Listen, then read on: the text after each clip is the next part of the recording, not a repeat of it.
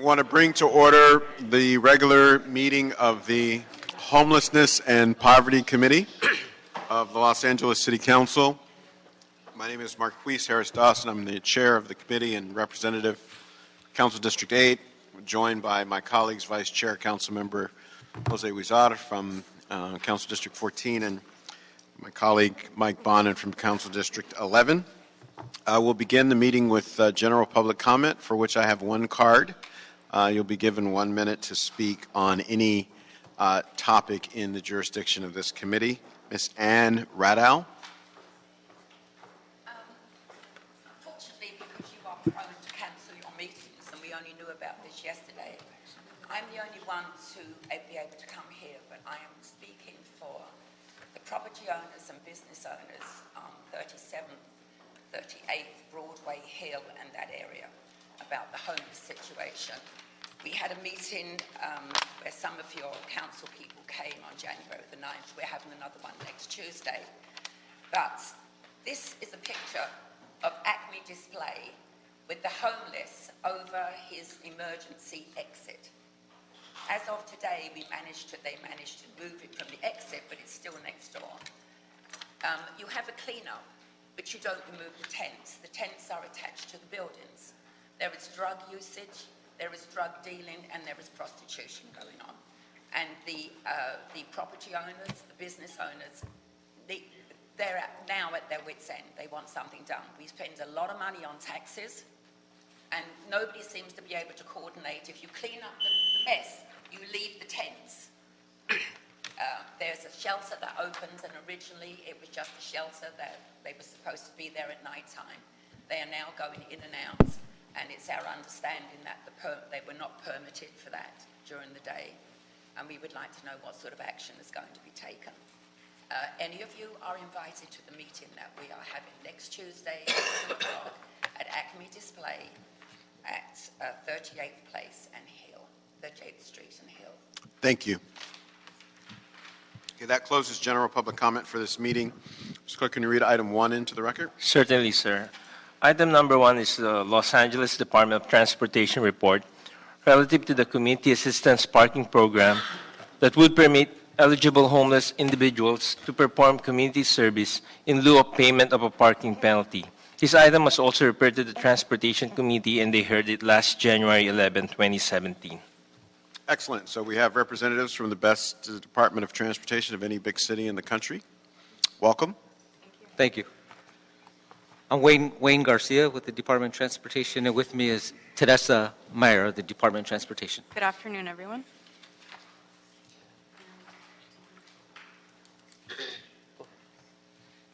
So we recently spoke in front of the Transportation Committee earlier this month, and if there are any other questions that the council members have about the program up front, I'd be more than willing to answer them. If not, I'm just going to continue on with the description of our program.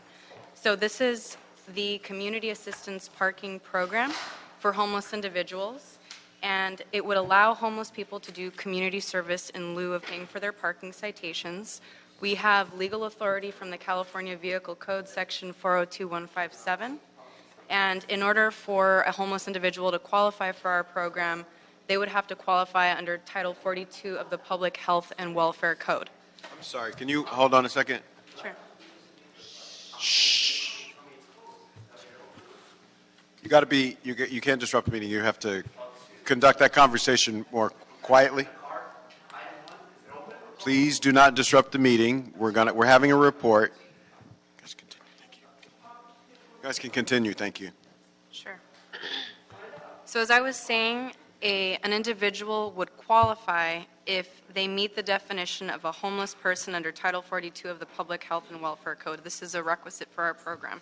And basically how it would work is an individual would get a parking citation, and through word of mouth or by going into a service provider agency, they would be notified about our program.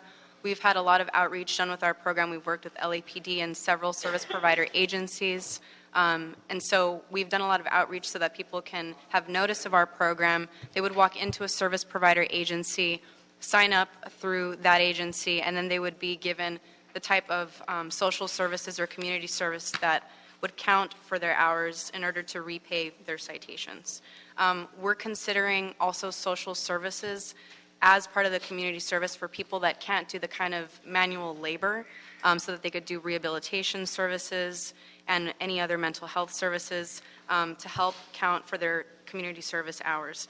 I've met with all 15 district offices and the council member offices and told them about our program. I've worked with LASA. We're continuing to work with LASA in terms of outreach for our program. And we've worked with the City Attorney's HEART program, which stands for the Homeless Engagement and Response Team. We've worked with the LA Mayor's Office, LAPD, several service providers. We're going to have every individual be entered into the Coordinated Entry System, or CES program, or the Housing Management Information System, or HMIS program. And as of now, we don't have any statistics since this is a new pilot program in terms of how many people would sign up, but we have looked at LASA's 2016 homeless count, which observed 3,908 vehicles used as dwelling. So that's 3,908 vehicles used as dwelling. And after our program is in place, we're going to be doing both quantitative and qualitative reviews. I've taken in mind what Councilmember Ryu said at the last Transportation Committee meeting in terms of how much money they're owing and just keeping track of the numbers of who's in our program. And we've studied, in order to create this program, we've studied the San Francisco Metropolitan Transportation Agency's already existing program that allows for community service. We've studied San Diego's program, Simi Valley's program. We've put a lot of time and thinking into our program.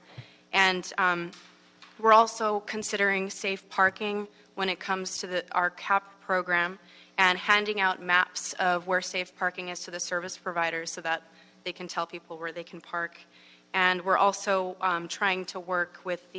we're also working with the City Attorney's Office in terms of an amnesty type of program to forgive citations outright. We're asking for no funding, and I can answer any questions you have. Thank you for the report, and thank you for your work on this. Just a couple logistical matters. I know one of the concerns there's just a host of concerns with regard to the idea of fining someone for sleeping in their car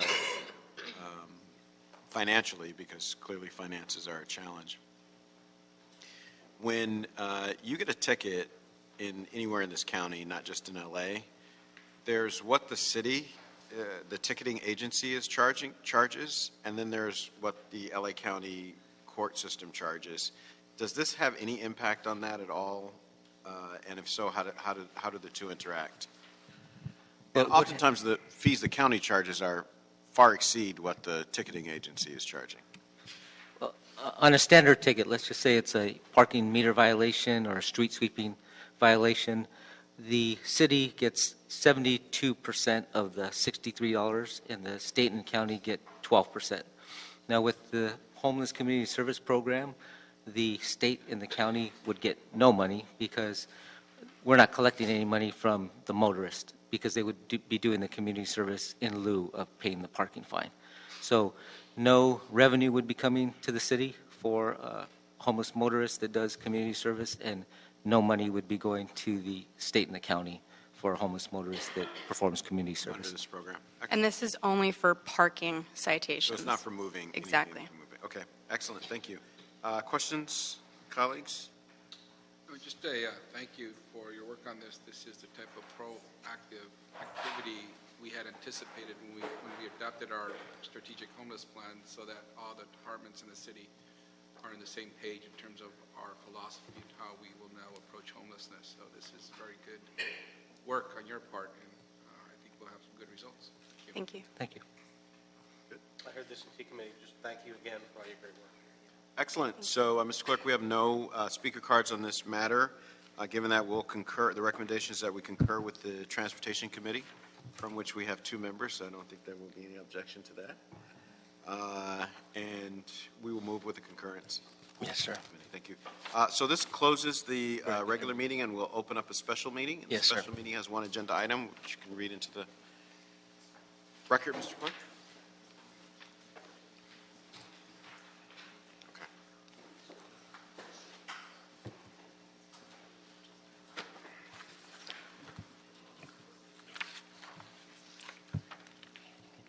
For the special agenda, the item is the CAO and CLA and Housing and Community Investment Department joint report relative to the proposition HHH, Housing and Facilities Program implementation and requirements for bond issuance.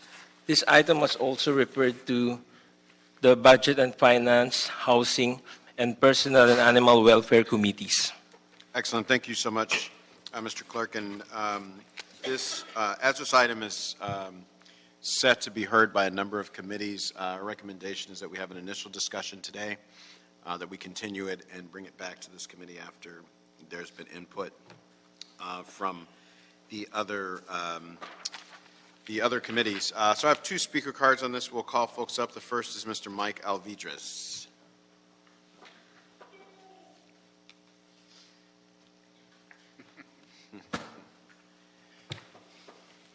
Good afternoon, Mr. Chairman and members of the committee.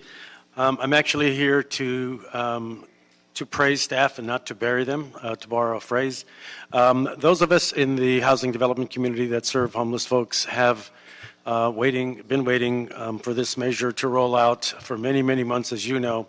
And I'm here to say that I commend staff for working through this process so quickly. It's been only a few short months since the November election.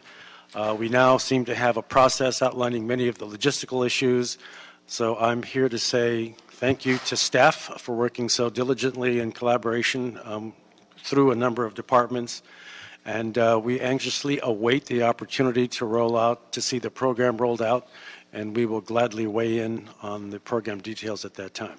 Thank you. Excellent. Thank you so much, Mr. Alvidrez, one of our important housing providers. Mr. Herman. Shout out, Spindler. Hey, what do you think? A strategic lawsuit against public participation in meetings. You show up less than 10 minutes from 3 o'clock and they only allow you one fucking minute to speak about HHH. Federal government and the state government needs to step up the game and protect our rights as homeless people and advocates who support homelessness and defend the homeless. HHH is not a system of your bullshit, but it's our First Amendment to protect ourselves from assholes like you who don't give us the chance to participate and speak out against this reckless bullshit of yours, you fucking assholes.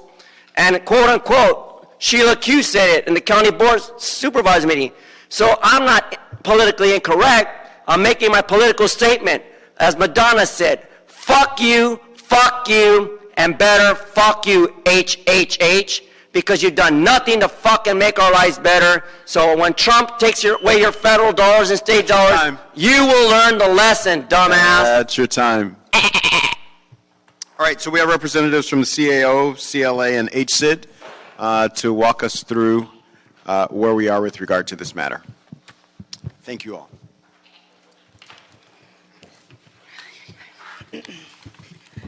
Good afternoon, Yolanda Chavez with the CAO's office.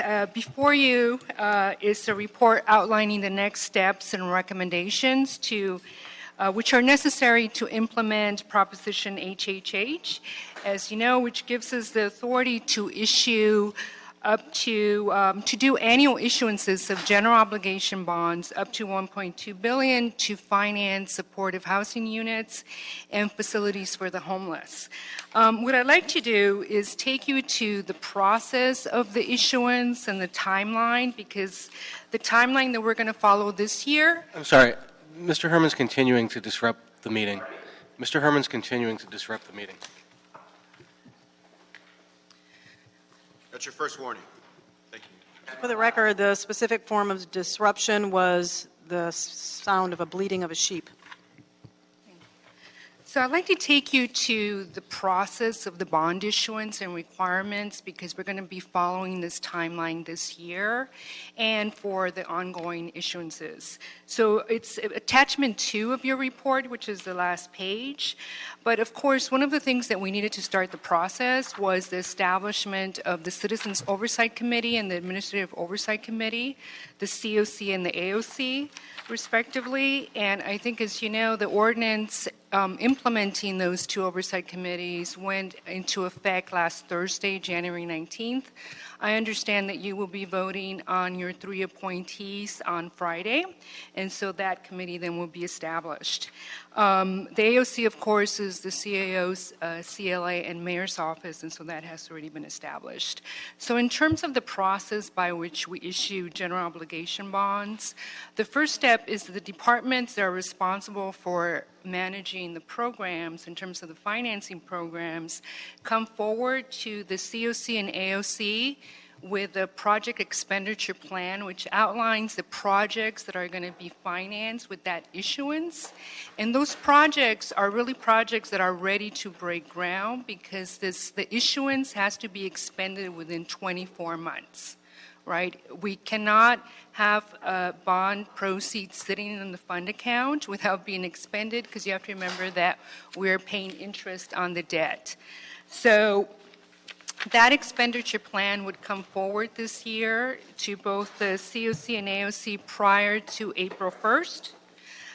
Once the COC and AOC consider it and approve it, that will come to council along with the authorizing authority and bond documents that gives the CAO debt group, which is the group that issues the bonds or sells the bonds, the authority to go forward and sell bonds for the city.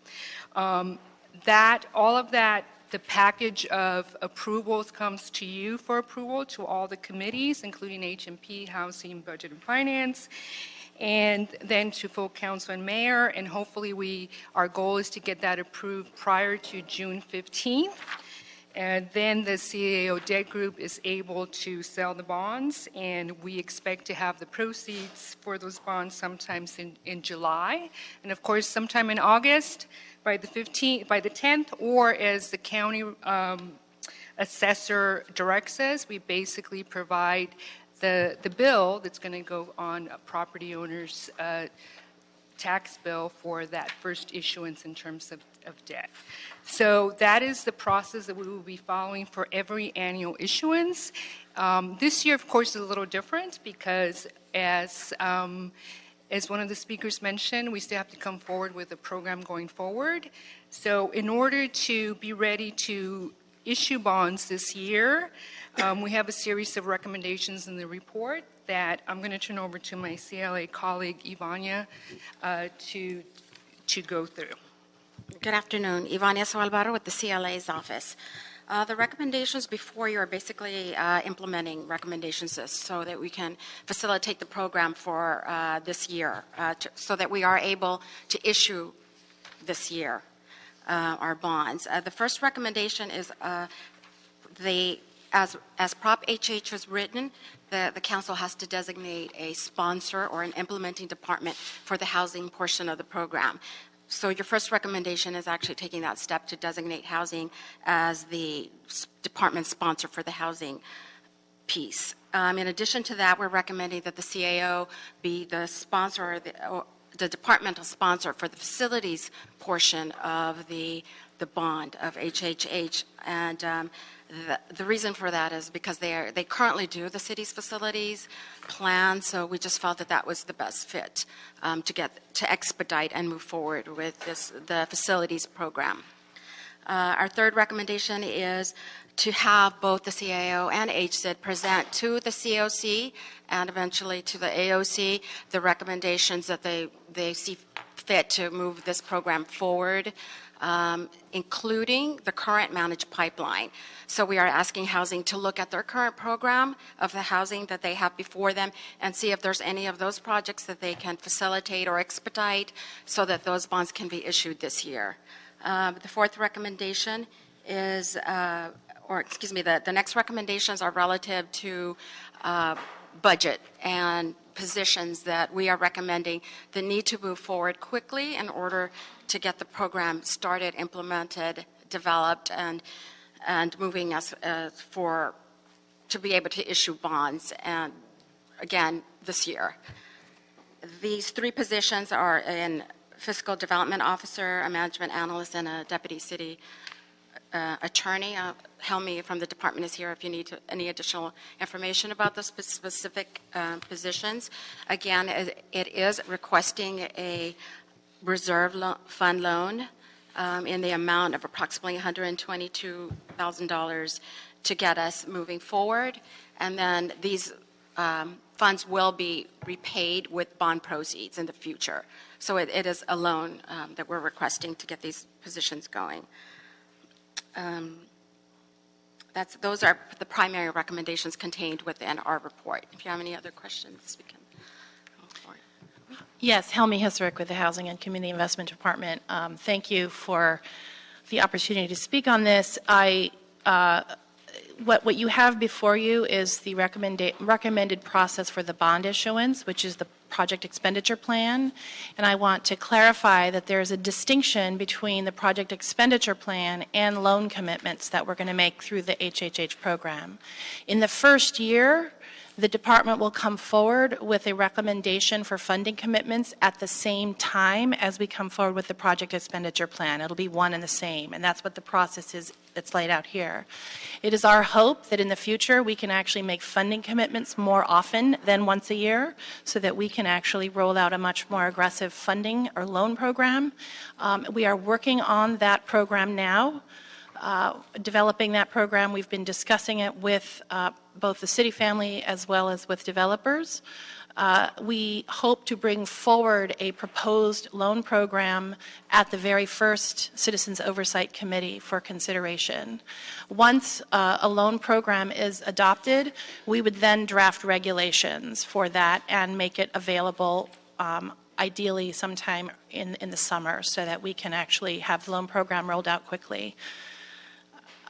The staffing in this plan will enable us to get through looking at drafting loan documents and putting together the regulations for the program, which we want to do quickly, and we need the staff in order to advance the program itself. The program we're envisioning is distinct from our managed pipeline process. We're not getting rid of or changing our managed pipeline process. We will have two programs, and one will be an accelerated program for permanent supportive housing loans. It will also be side by side with our existing managed pipeline process. Questions? Thank you all so much. Questions, Mr. Huizar? We're joined also by Councilmember Kern Price.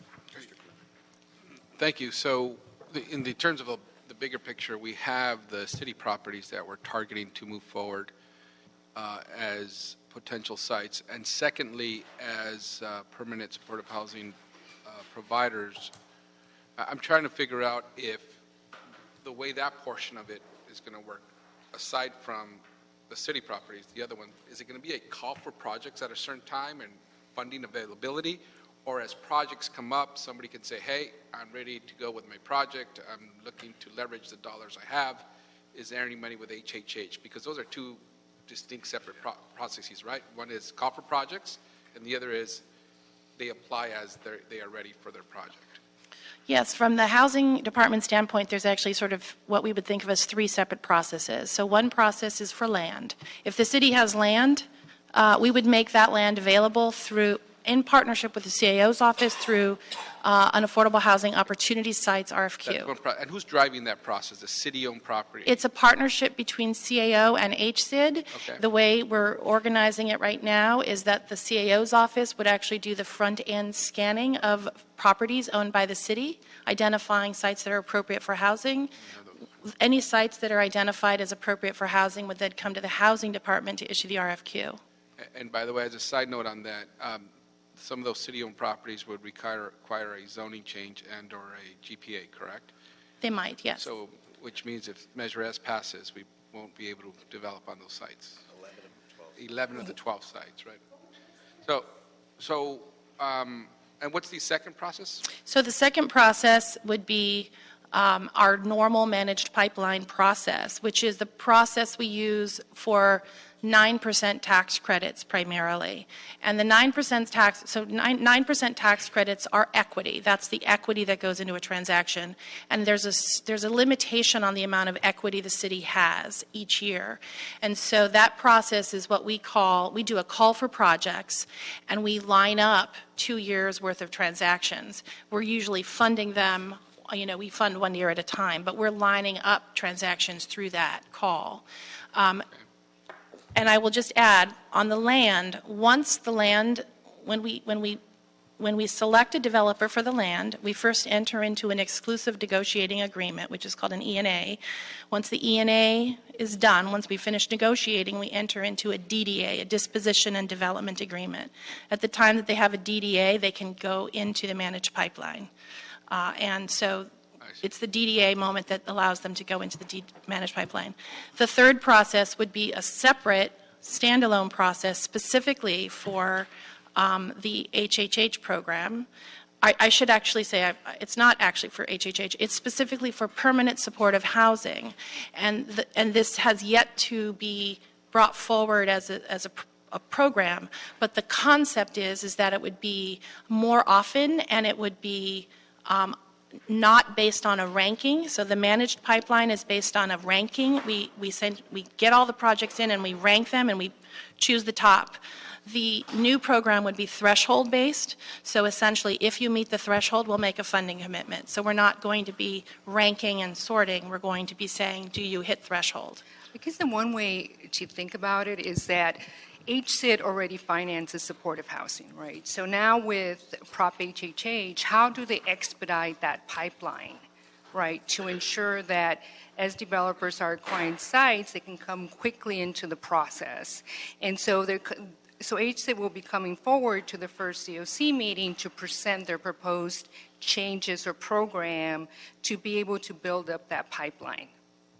Okay, so for supportive housing. If a project is ready and just looking for that additional funding that it would otherwise qualify under HHH, they could apply and not have to wait for a call for projects. The concept that we're proposing is a threshold-based program. So essentially, if they meet the requirements of the threshold, if they have permanent supportive housing, half of it's for chronically homeless, et cetera, those kinds of thresholds, then we would make a funding commitment right then and there. We would not go through a whole competition. So what you're telling me is we have a rolling basis approach and a call for project. We are working on the rolling. I just want to be clear. We haven't determined if it's going to be rolling, if it's going to be quarterly or biannual. We're trying to figure out what's the most streamlined process. But the intention is that it be more often than the managed pipeline, and that it be threshold based. So it's basically hit this threshold and you're funded. And I also just want to clarify that the facilities portion, the CAO will come forward with recommendations on how to implement that program. And so we do want to make it easy for service providers who may need funding for either, rehabbing their current service facilities or building new service facilities to be able to come forward easily. And so that's also what we're going to be proposing to the COC, is outlining the program and the funding process for the facilities program. Two more questions, Mr. Chair. One is, and central to our strategic plan on homelessness is decentralization of services. So how will this new program that you're setting up ensure us that we are providing funding for new permanent supportive housing that is decentralized and not just concentrated in one part of the city? I think that's the type of policy question that we would anticipate when we bring the regulations forward or the proposed program, because we can build in that kind of policy priority as part of the loan program. It's in our strategic plan, so it would be part of your guidelines. I would just add, currently, we do fund permanent supportive housing citywide, and it is not concentrated in any one particular place at this time. We are very conscious about ensuring that it's throughout the city. And I also think the other way to do that is to make city land available in areas where we haven't funded enough affordable and supportive housing. So in terms of your question on city-owned land, as you know, we went through the process with the first 12 parcels. Actually, our asset management team is now looking at additional sites. They're still in the initial phase of feasibility. If if properties are feasible, then we'll come forward to discuss the properties with the CLA and HSID and with the council office. But if you have any other sites in your districts that you'd like us to review, we're definitely open to doing that. And finally, on the administrative positions that we are funding, that does not violate any of the language in HHA and/or our campaign promises that we made? They're two separate things. So I think it was always expected that, managing a $1.2 million program would require additional staff.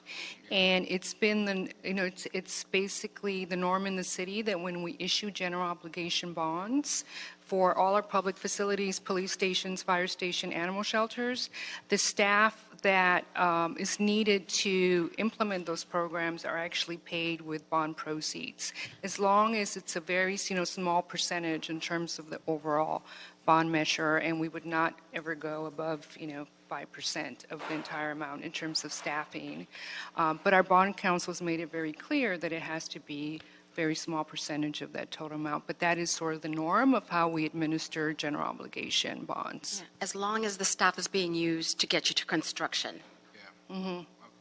Well, And that's another key point, that the staffing costs can only be paid for by the time you start underwriting the project, construction, but once it's occupied and the project is occupied, the proceeds cannot pay for occupancy monitoring or managing that loan.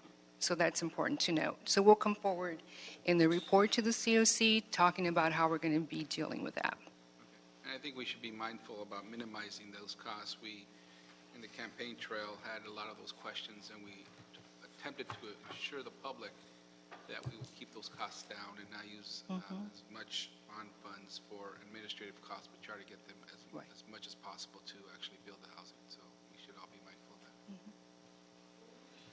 Thank you, Mr. Huizar. Just one follow-up question on Mr. Huizar's line of questioning about project eligibility.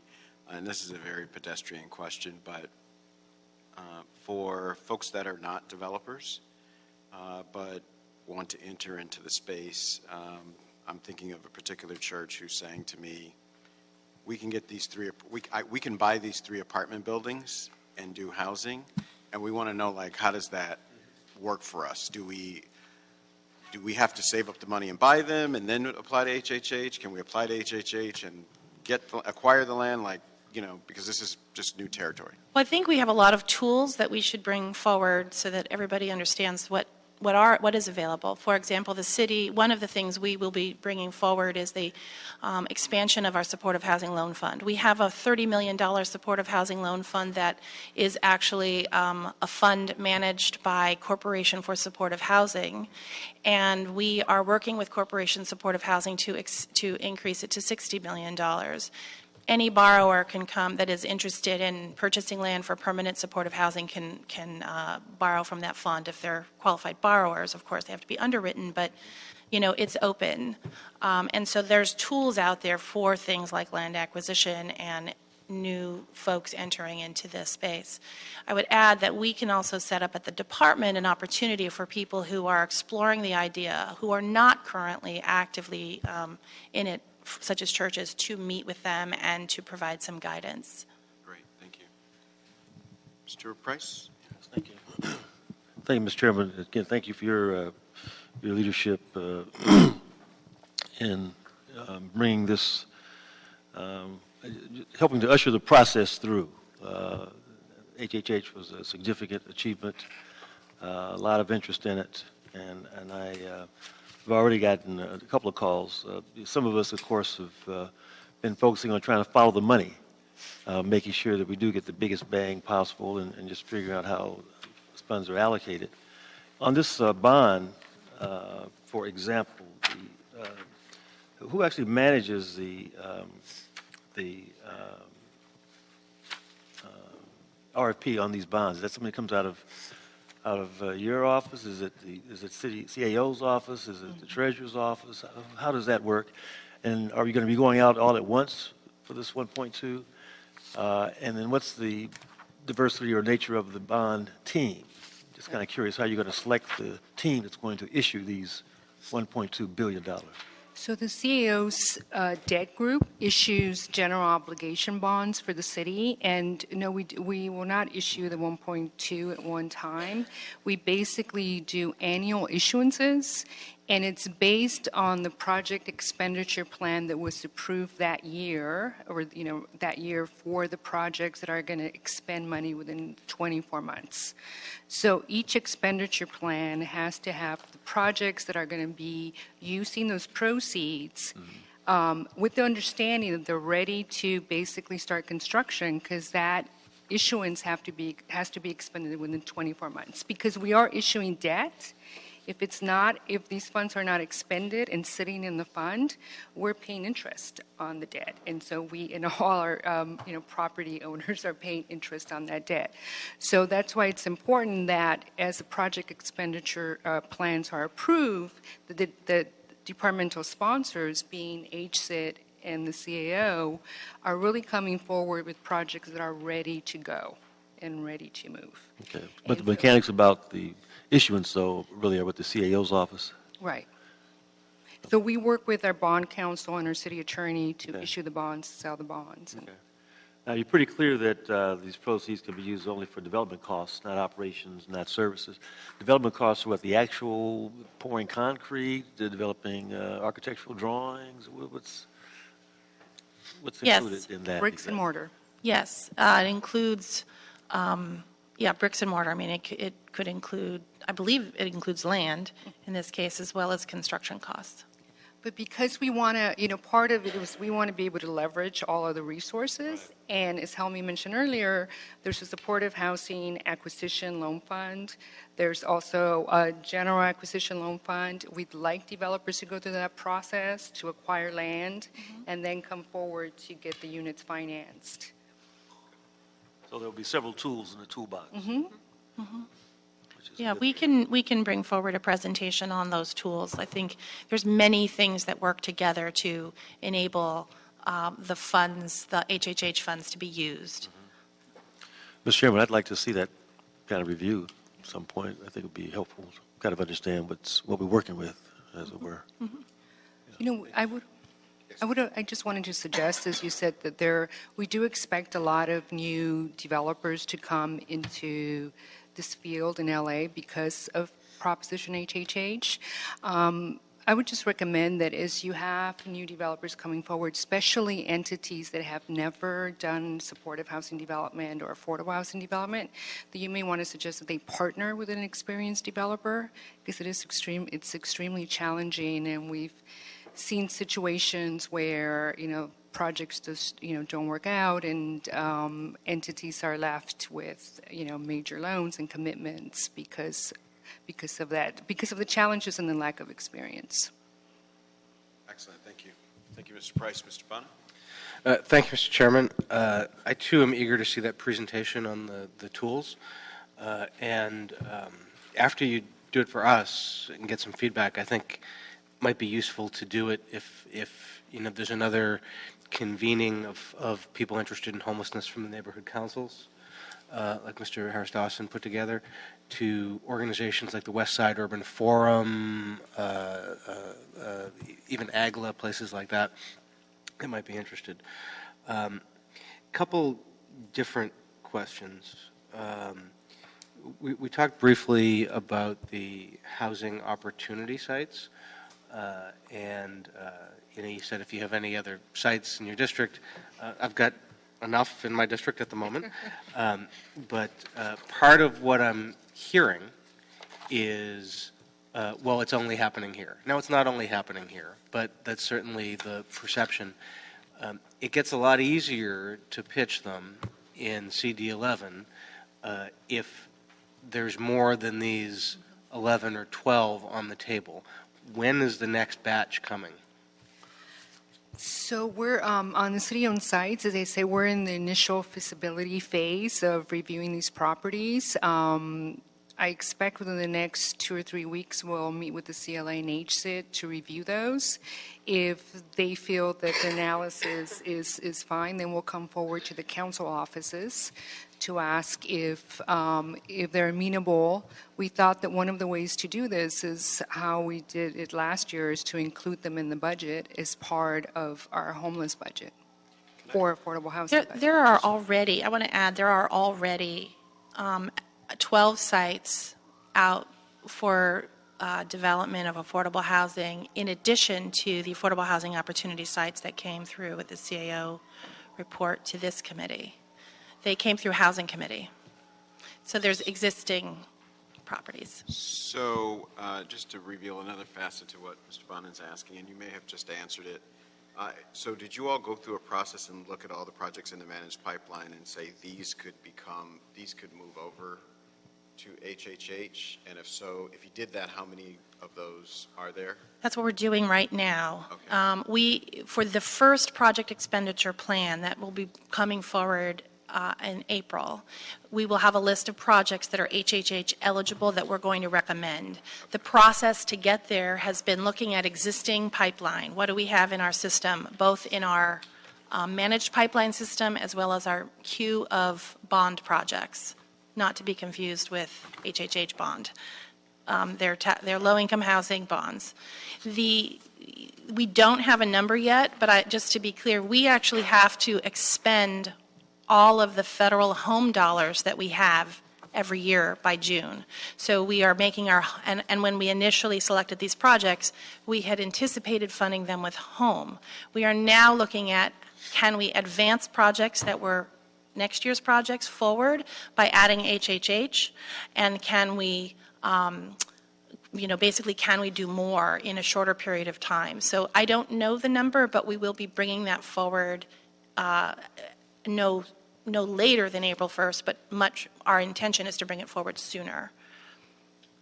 So Mr. Harris-Dawson was going in the same direction I was going, and I think my question is a little bit different, but it's along the same vein. I looked at the pipeline projects on here, and I saw the number of units, and I may have hit the wrong digits and gotten a wrong number with my calculator here, but it added up to about 2,207 units total in the pipeline projects. Does that sound right? Our total pipeline, is that in this report? Well, I added up 26 plus 49 plus 49 plus 7. I added them all up. Our total pipeline, yeah. And it got to be about 2,207. Any idea how many of these are actually homeless or permanent supportive housing? I'm going to ask the housing director, Ed Gibson. Do you know the answer? He manages this. I think our conversation with HSID, I think what we discussed with HSID earlier, there's approximately 4 projects that would meet that would be permanent supportive housing. So Ed Gibson, Director of Development and Finance at HSID.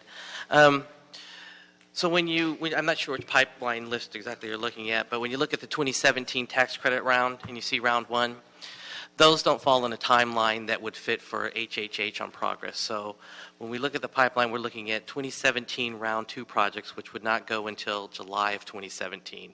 And so when you look down, there's a number. There's the very first project at the top is 88th in Vermont. So that is a project that that has permanent supportive housing, and that's a 9% deal. And then on the back, there's 3 other 4% tax credit deals scheduled for later in the year, such as 649 Lofts, Rampart Apartments, and Path Metro Villas, which are also all permanent supportive housing projects.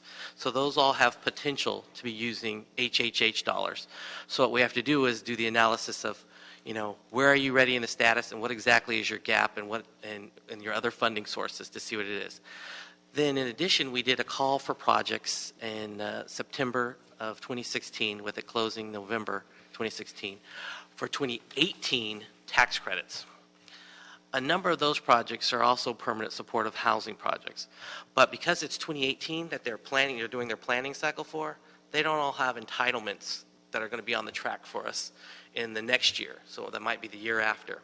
So we're reviewing those because a few of them do have entitlements, but then you have to figure out if you move them forward, they're no longer a 9% tax credit deal, they're a 4% tax credit deal. Bottom line, it means less equity, means we have to put in more money, and does that even work?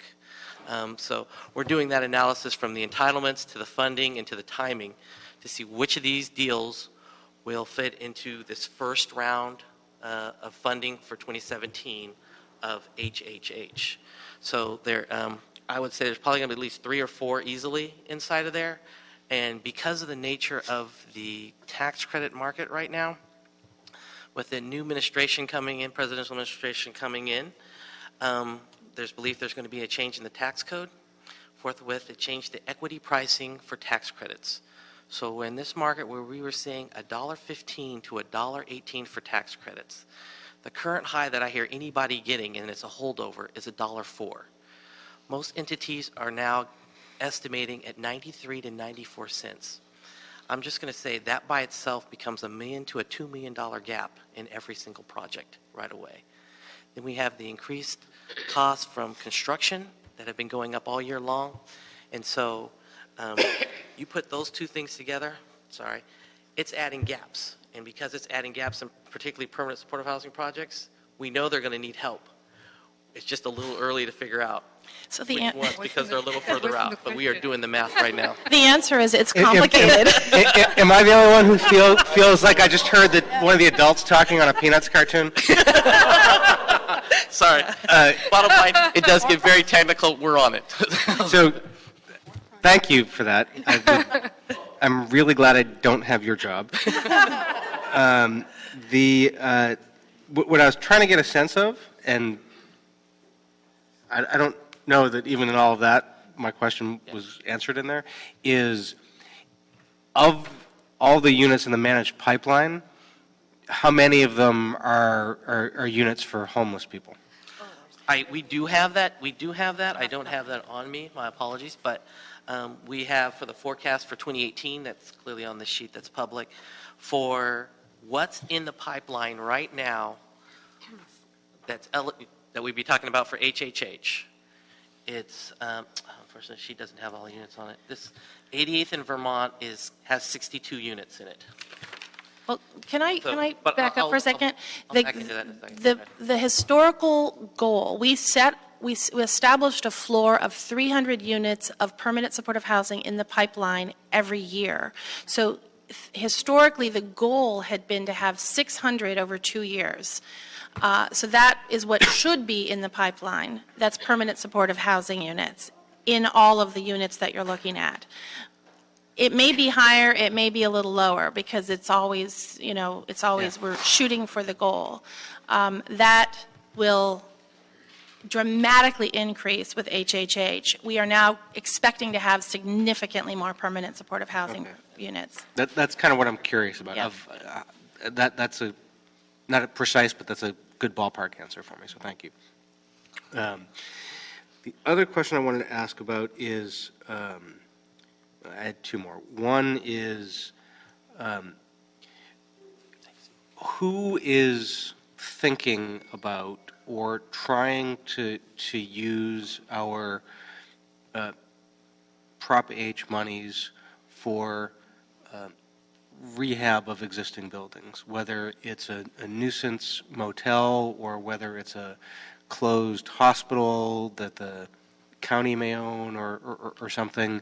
Who's thinking about that? Because those would be cheaper than starting something from the ground up. Well, I will caution you, it is not necessarily cheaper. It often can be more expensive to rehab, and it can also be cheaper. So it depends on the project. There's a lot of folks thinking about it, and I can tell you within the housing department, the Housing and Investment Department, Ed Gibson, who runs the finance and development team, is focusing on our sort of traditional model of tax credit and bond financing.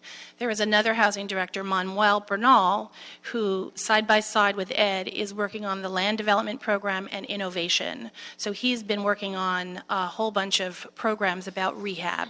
Those directors talk all the time. We meet together and we discuss. We've also been partnering with the CAO's office and the mayor's office for really some strategic discussions about new ideas and strategies for the development and rehab of housing. So things that might give us some less expensive ways to pursue permanent supportive housing. So in that process, and maybe you're going to I should say, and the CLA as well.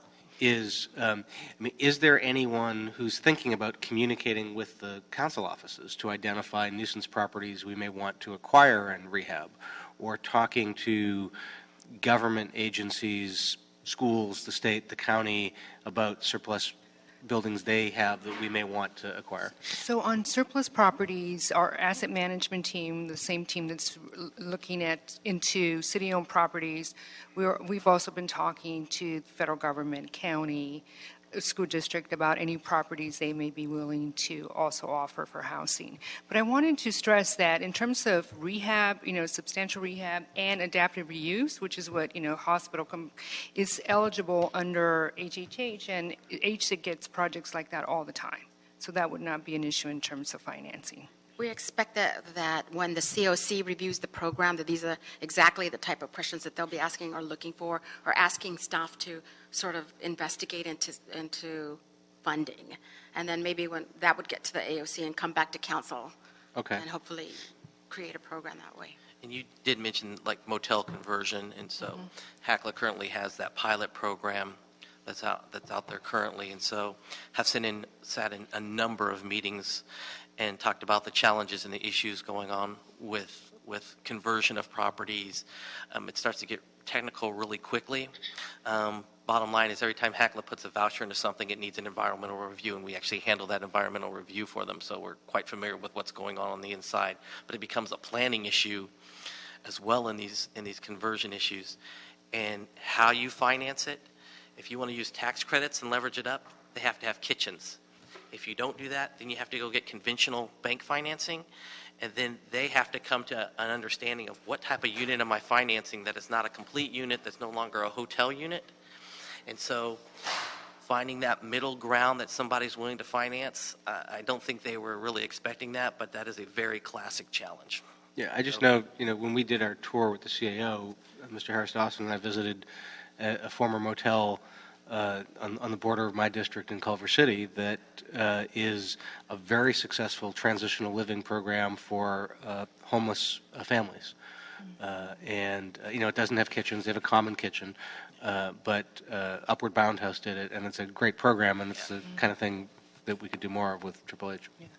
I should also mention that we have been working with Mr. Fear, the city attorney, on talking to AGLA about some of their motel hotel owners. Cool. And their willingness. So we're also working with the county on this because some of those motel hotel owners are not willing to sell their properties, but they are willing to have the county master lease for supportive housing. Okay. So we are having those discussions. So we couldn't use Triple H, but the county could do master lease? No, not on the master leasing, but part of the conversation is because they're starting the conversation with those owners that are interested in master leasing. The next thing is to have a meeting with all of them to see if there are actually some that are willing to partner with developers or sell for, the 55-year affordability project. Well, so I'm a huge fan of what the county's been doing with master leasing. Yes.